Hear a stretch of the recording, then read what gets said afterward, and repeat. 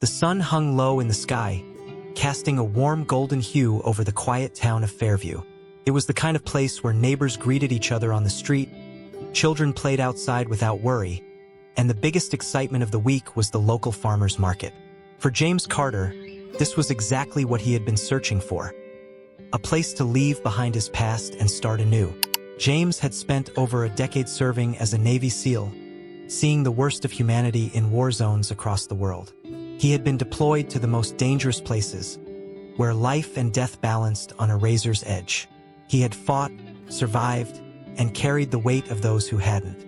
When he finally left the military, he wanted nothing more than peace. Fairview seemed perfect. It was far from the chaos he had known, and he had found a small but comfortable house on the outskirts of town. It wasn't anything fancy. A modest two-bedroom home with a large front porch and a yard that needed work. But to James, it was a place to heal. He spent his days fixing up the property, planting a small vegetable garden, and enjoying the quiet. The isolation didn't bother him. After everything he had been through, solitude was a luxury. But not everyone in Fairview welcomed him. From the moment James moved in, he noticed the stares. The way certain people crossed the street when they saw him coming. The hushed conversations that stopped the moment he walked into the local diner. Fairview had a dark undercurrent, one that whispered of old prejudices and unspoken rules about who belonged and who didn't. It started subtly. A few cold glances from his neighbors. The local hardware store owner taking just a little too long to ring up his purchases. The police cruiser that always seemed to pass by his house a little too often. Then it escalated. One morning, James stepped onto his porch and found the words "Go home" spray painted across his front door in red. A pile of trash had been dumped on his lawn overnight. Someone had shattered one of his windows. He took a deep breath, his instincts screaming at him to react, to hunt down whoever had done this. But he wasn't that man anymore. He had left behind the battlefield. This was his home now, and he wasn't going to be chased away. Ignoring the vandalism, James bought paint and covered the graffiti. He cleaned up the trash and repaired the window. But the message was clear. Someone didn't want him here. A week later, he was at the grocery store when he overheard a conversation between two men in flannel jackets. "He's still here," one of them muttered. "Should have taken the hint," the other one replied with a chuckle. James didn't react. He had learned long ago that responding to taunts wasn't always the best move. But inside, a familiar feeling stirred. The same feeling he had before a mission, when danger lurked just beyond sight. Then came the night that changed everything. It was past midnight when James woke up to the sound of shattering glass. He was instantly alert, muscles tensed, his mind calculating possibilities. Grabbing the pistol he kept by his bedside, he moved silently through the house. A flickering orange glow from outside caught his eye. Peering through the window, his stomach clenched. His front yard was on fire. Someone had thrown Molotov cocktails onto his lawn, the flames spreading rapidly toward the porch. Shadows moved in the distance, figures laughing, running back into the darkness. James gritted his teeth, gripping the gun tighter. They had made a mistake. He had spent his life fighting enemies in foreign lands. But now the war had come to his doorstep, and he was ready. The night air was thick with smoke, the acrid scent of burning wood and plastic filling James's lungs as he stepped out onto what was once his front porch. Flames licked at the remains of his home, the heat pressing against his skin, but James barely noticed. His gaze was locked on the darkness beyond the fire, where he knew the cowards who had done this were watching. He could hear them. Faint laughter echoed from somewhere beyond the tree-line, followed by the revving of an engine. They weren't even trying to be subtle. Whoever they were, they wanted him to hear, to know that this wasn't just random vandalism. This was a message. Leave, or else. James exhaled slowly, forcing himself to push down the familiar surge of anger bubbling inside him. This wasn't Afghanistan. He wasn't in enemy territory. But the way his pulse pounded in his ears, the way his body instinctively tensed, ready for action. He might as well have been back on a battlefield.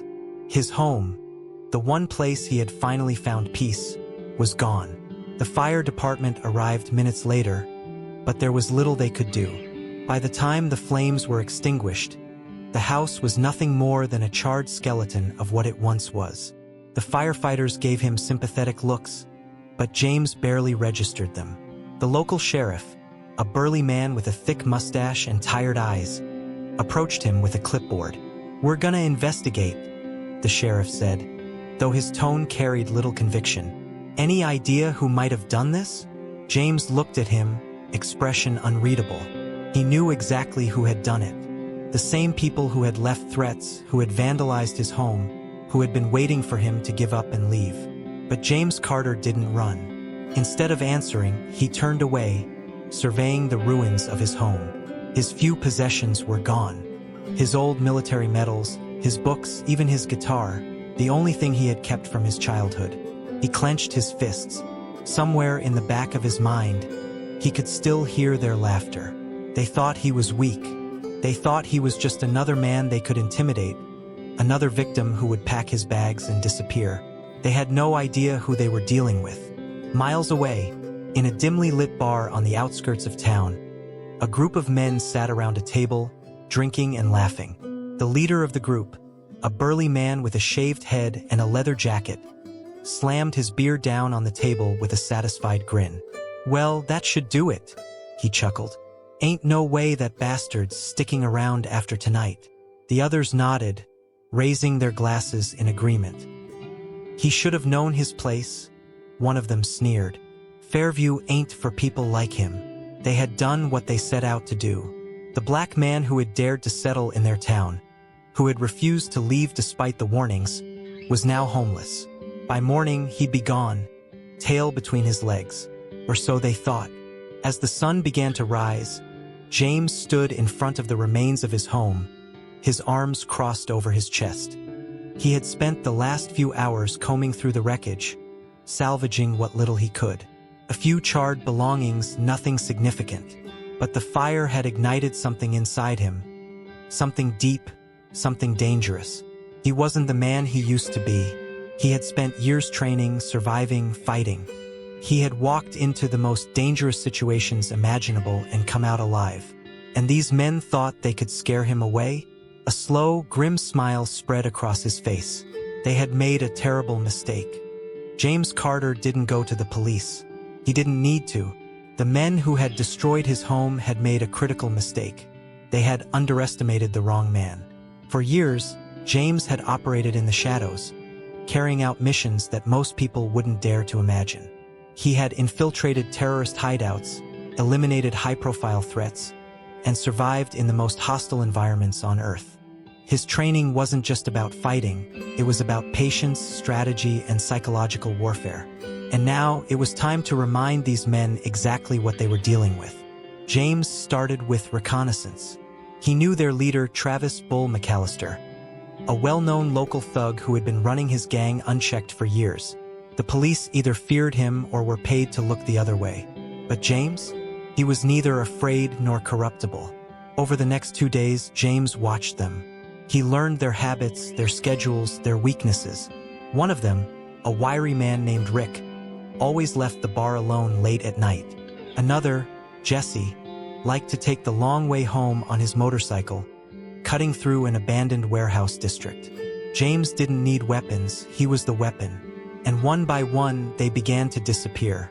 Rick was the first to go. He staggered out of the bar, humming to himself as he fumbled with his car keys. He never noticed the shadow moving behind him. In a blur of motion, an arm wrapped around his throat, cutting off his air supply. He struggled for a few seconds before his vision faded to black. When he woke up, he was tied to a chair inside an abandoned garage, a single dim light flickering overhead. The ropes bit into his wrists. His heart pounded in terror. And then he saw the man standing in the darkness, watching him. James stepped forward, his voice calm and deadly. "You like setting fires, Rick?" The thug's face drained of color. Who the hell are you?" he stammered. James leaned in, his eyes cold. "I'm the man you never should have crossed." Rick's screams echoed through the empty garage. By the following night, Jesse was next. He was riding his motorcycle through his usual shortcut when a wire, perfectly positioned across the alley, clotheslined him right off his bike. He hit the pavement hard, his helmet cracking against the asphalt. Dazed, he barely had time to react before a boot pressed against his chest, pinning him down. James crouched beside him, voice as steady as ever. "Tell me, Jesse, how does it feel to be hunted?" Jesse's breath came in ragged gasps. I didn't." James applied more pressure, making the thug wheeze in pain. "Wrong answer," Jesse screamed. By morning, he was found tied to a telephone pole, battered and broken, with a message carved into the wood beside him. "I'm coming for all of you." Within 48 hours, the remaining members of Bull's gang were in full panic mode. One by one, their people were disappearing and no one knew how or why. No one had seen James, no one had heard him coming.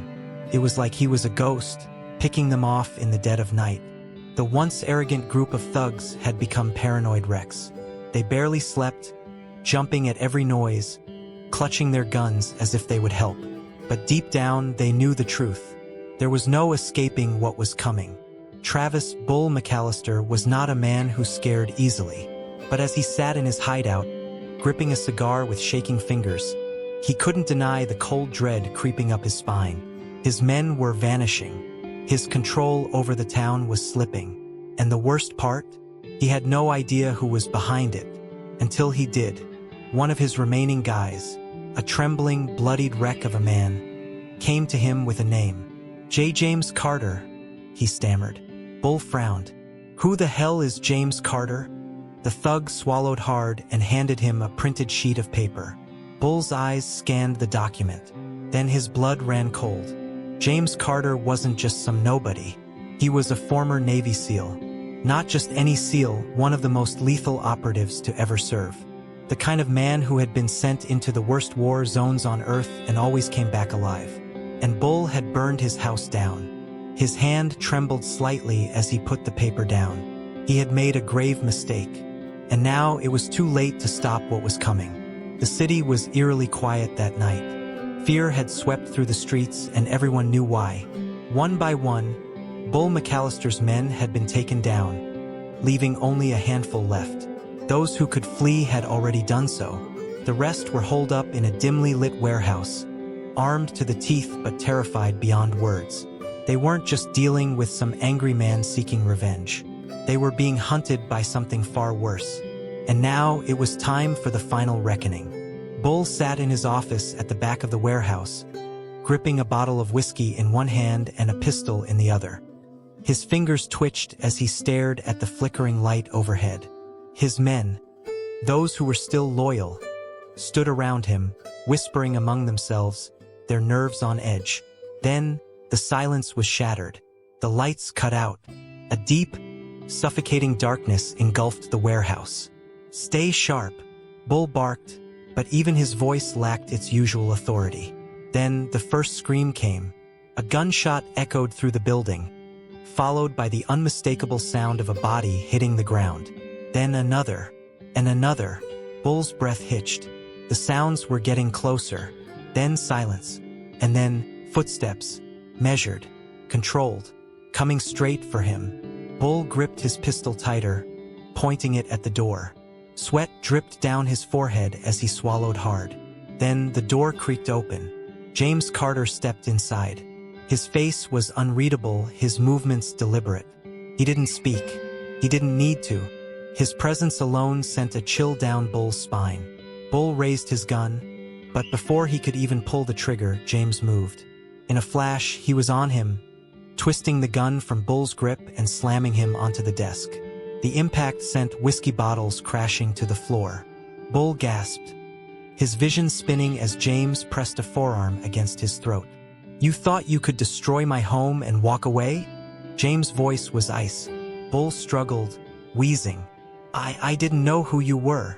James leaned in closer. "You should have done your research." Then, with one swift motion, he let Bull go, letting him collapse onto the floor. The once feared gang leader coughed and gasped for air, his body shaking. James could have ended him right there, but death would have been mercy. Instead, James reached into his pocket, pulled out his phone, and dialed a number. "Yeah," he said, You might want to send some units to the warehouse on 5th Street. He turned his eyes back to Bull. There's some trash that needs taking out. When the police arrived, they found Bull and the few remaining gang members tied up and battered. The officers, many of whom had turned a blind eye to the gang's actions for years, could hardly believe what they were seeing. Bull McAllister, the man who had ruled the streets with an iron fist, was nothing more than a shaking, broken mess. James stood outside, watching in silence as the officers loaded the criminals into their cars. One of the detectives, a grizzled older man named Detective Harris, approached him. "I don't suppose you'd like to tell me exactly how this happened?" Harris asked, raising an eyebrow. James gave him a small smirk. "Must have been a long overdue case of karma." Harris snorted. "Yeah, sure, karma." But deep down, he knew. Everyone knew. And no one was going to say a damn thing. The morning sun rose over the ashes of James' old home. The remains of the burned-down house stood as a stark reminder of what had happened. But James didn't see it as a loss. He saw it as a beginning. He would rebuild. Not just a house, but a home. And this time, no one would dare try to take it from him. As he picked up a hammer and started the first swing, he felt something he hadn't in a long time. Peace. And he knew, without a doubt, that this was where he belonged.